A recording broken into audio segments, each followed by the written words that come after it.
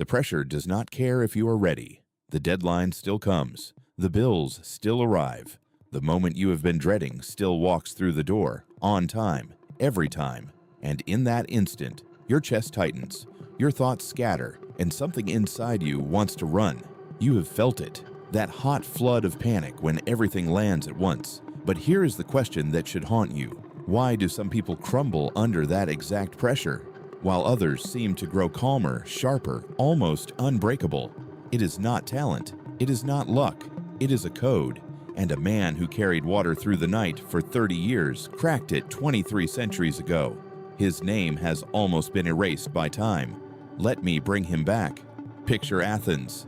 In the 3rd century before Christ, the sun has gone down, the marketplace is empty, and in the darkness, a huge man, shoulders like a bull, hands scarred from years of fighting, bends over a well and begins to haul water, bucket after bucket, all night long.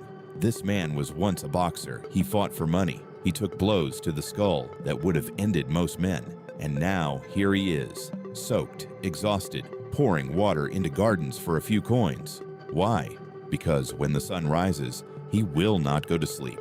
He will walk straight to the school of philosophy and sit at the feet of the great teacher Zeno.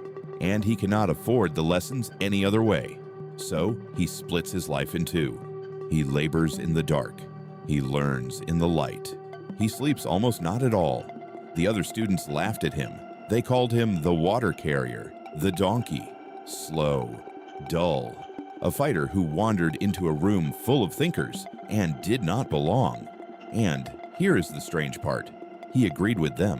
When they called him a donkey, Cleanthes said, "Yes, because only a donkey is strong enough to carry the weight Zeno puts on my back." He did not flinch from the insult. He stepped into it. He took the very thing meant to break him and turned it into proof of his strength. That single instinct, that refusal to be crushed by what was pressing on him, was the seed of everything he would later teach. But his hardest test had not arrived yet, not even close, because one day the city authorities decided to investigate this strange man. They could not understand how a penniless laborer kept his body so strong and his mind so sharp on no money at all. They suspected a crime. They dragged him in front of the court, and what happened there changed the way he understood pressure forever. The judges demanded an answer. How do you survive? Where does your strength come from? They expected a confession. What they got instead made them rise to their feet. Cleanthes called in witnesses.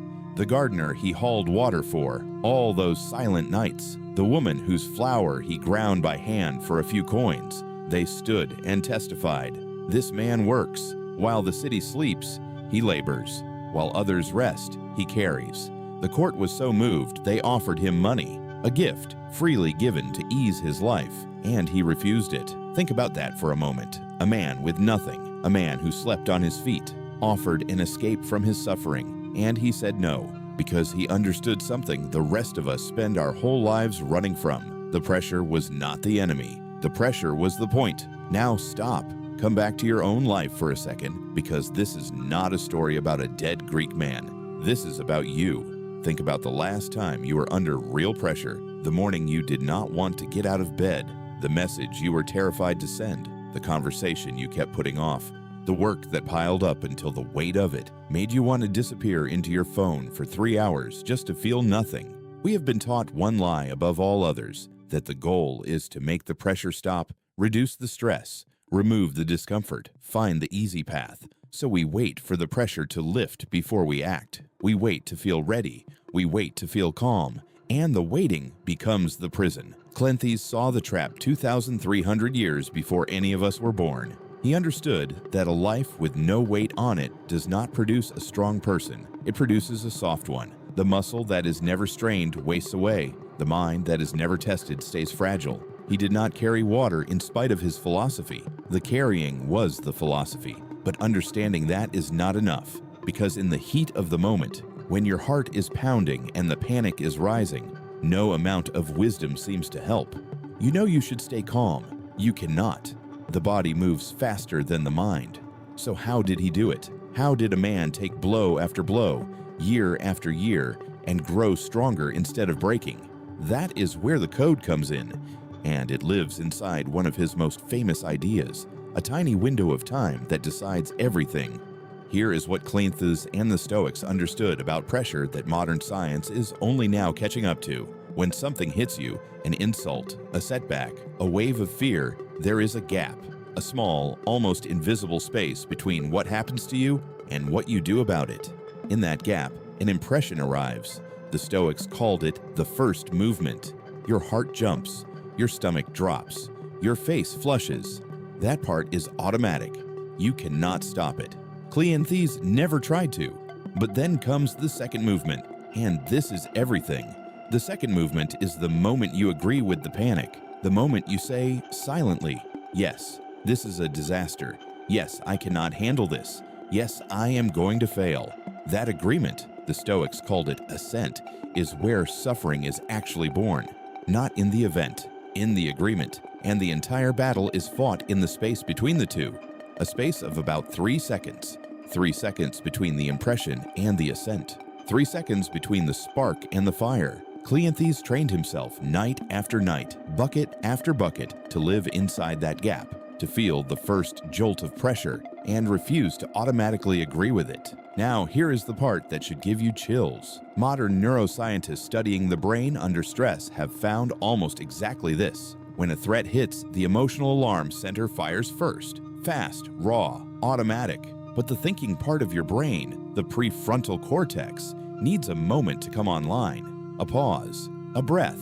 The researchers found that the simple act of naming an emotion, of putting words to it, instead of being swept away by it, measurably calms the alarm. They call it effective labeling. Cleanthes had no brain scans. He had a well and a bucket and 30 years of nights, and he arrived at the same truth. The person who owns those 3 seconds owns the whole situation. So think again about that pressure in your own life. The panic was never the problem. The problem was that you agreed with it before you ever gave yourself a chance not to. You felt the fear and instantly accepted its story, that you were not enough, that it was too much, that you should retreat.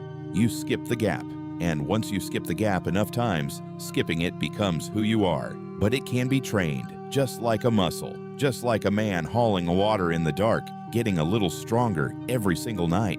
So, here is the pressure code itself. The thing you can use tonight, the next time the weight lands on your chest, the moment you feel that first hit, the surge, the tightness, the urge to flee. You do not act. You freeze for 3 seconds. And inside those 3 seconds, you do 3 things. First, you name it, out loud or in your mind. This is fear, this is pressure, this is just an impression arriving. You label it exactly as the neuroscientists found, and labeling it strips away half its power instantly. You are no longer inside the wave, you are watching it. Second, you refuse the assent. You say the Stoic sentence Cleanthes lived by. The event is not the harm. My judgment about it is. The deadline is just a deadline. The conversation is just words. The setback is just a fact. The story of doom on top of it is optional, and you decline it. Third, you carry the weight forward. You take one small action toward the very thing you fear in the next 10 seconds before the mind can rebuild its excuses. Send the message, open the document, make the call, because Cleanthes prove that strength is not the absence of weight. It is the willingness to pick it up. Name it, refuse it, carry it, 3 seconds. That is the entire code. Do it once and nothing changes. Do it for 30 nights and you become someone different, someone who feels the pressure rise and grows calmer, someone the storm cannot move. That is who Cleanthes became. The donkey they laughed at outlived them all. He led the Stoic school for 32 years, and the man who could not afford a single lesson became one of the voices that still teaches the world how to stand. So here is the truth you came for. The pressure will never stop arriving. The deadlines, the fear, the weight, all of it is coming on time, every time. You cannot make the buckets lighter, but you can become the one who carries them through the dark and walks into the light unbroken. The gap is 3 seconds long, and it belongs to you. If this reached something in you, stay with us. There is far more of this strength waiting. Subscribe, and let the next lesson find you when you need it most.